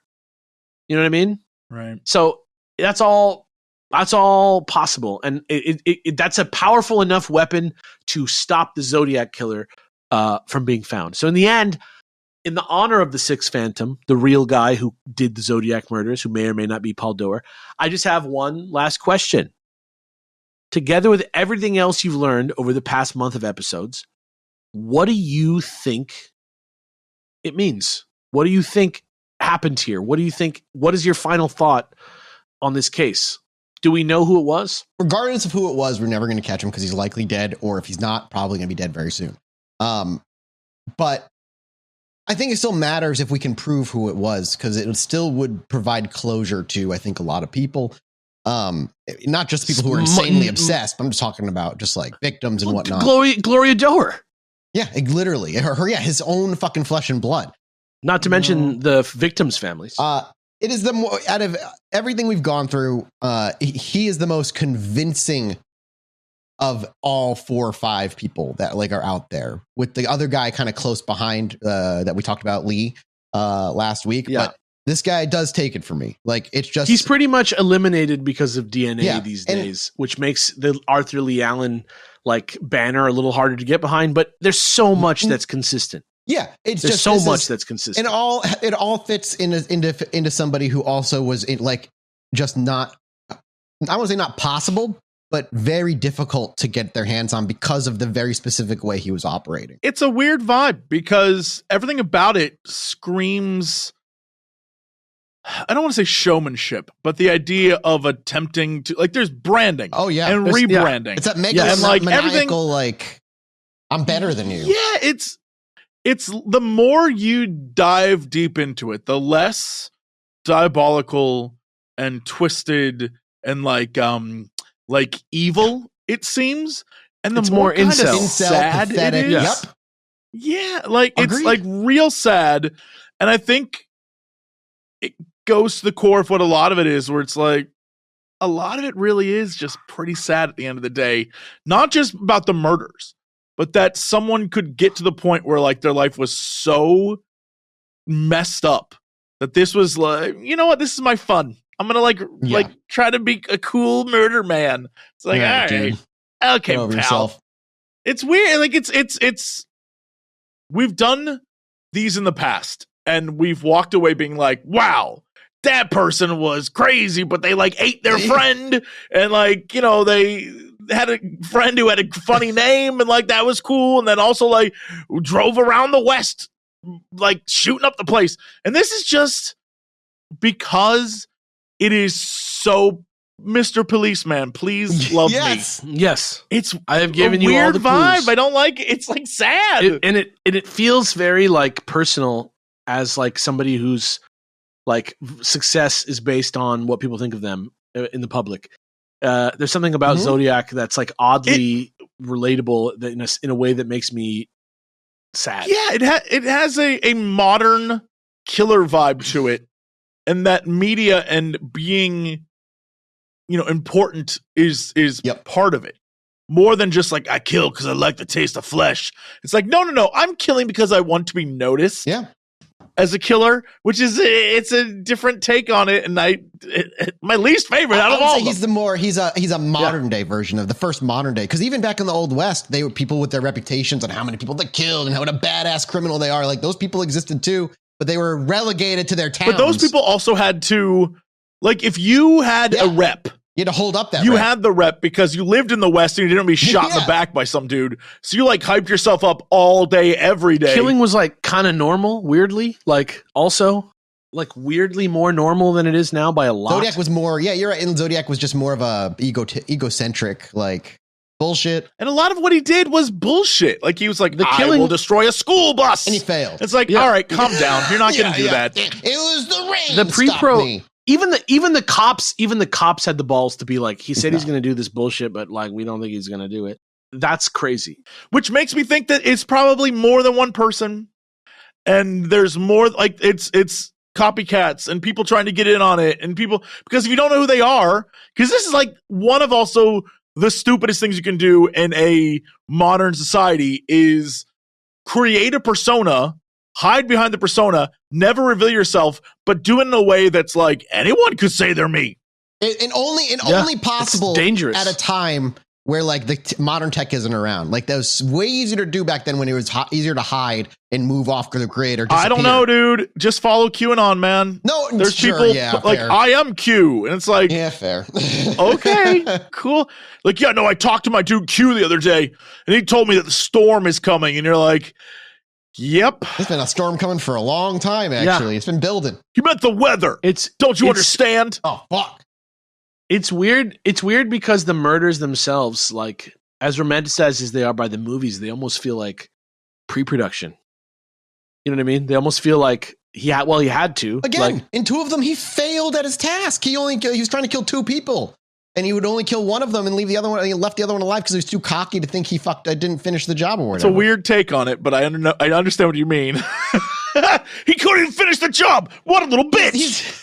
What I mean is like he can let someone live. If I was a Zodiac killer, I would have aced out those kids like nothing. No, it's just like he's bad at everything, including the one thing he's trying to be good at. But again, I don't know that he's trying to be good at that. I think he's trying to be good at marketing himself as being cooler than he is.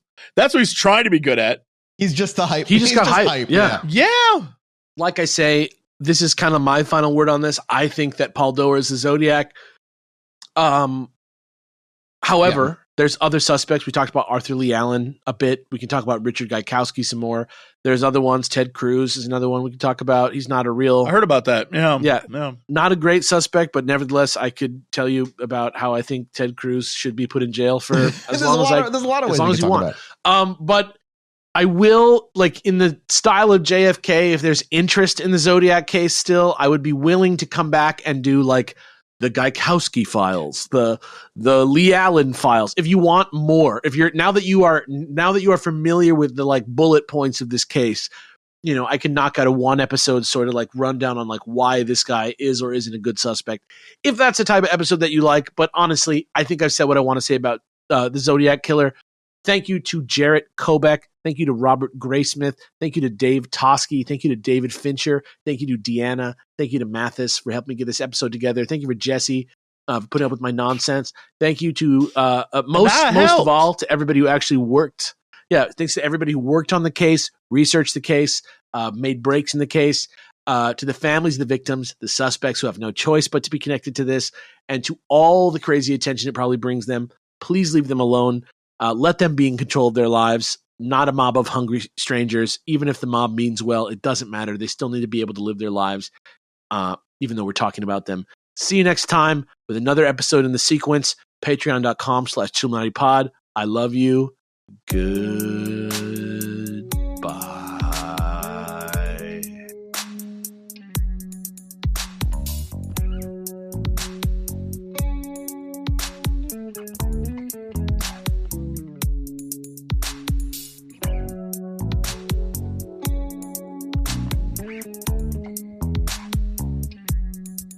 Hello, everybody. Welcome back to the Chilluminati podcast.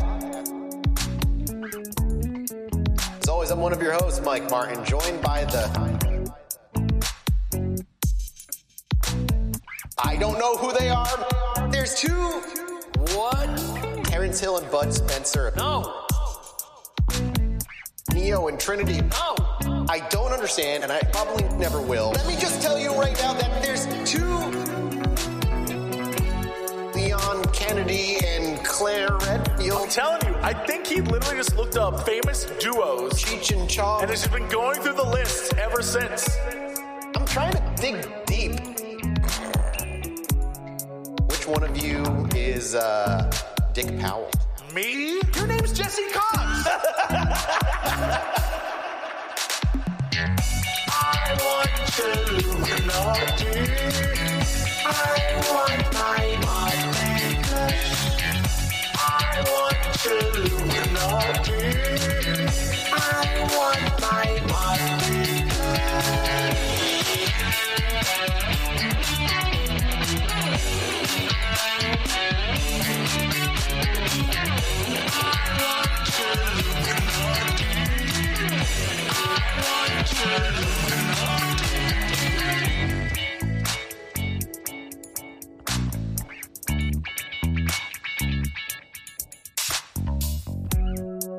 Hello, everybody. Welcome back to the Chilluminati podcast.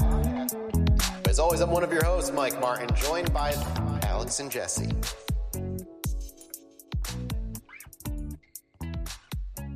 Like a shooting star across the sky that's actually a UFO.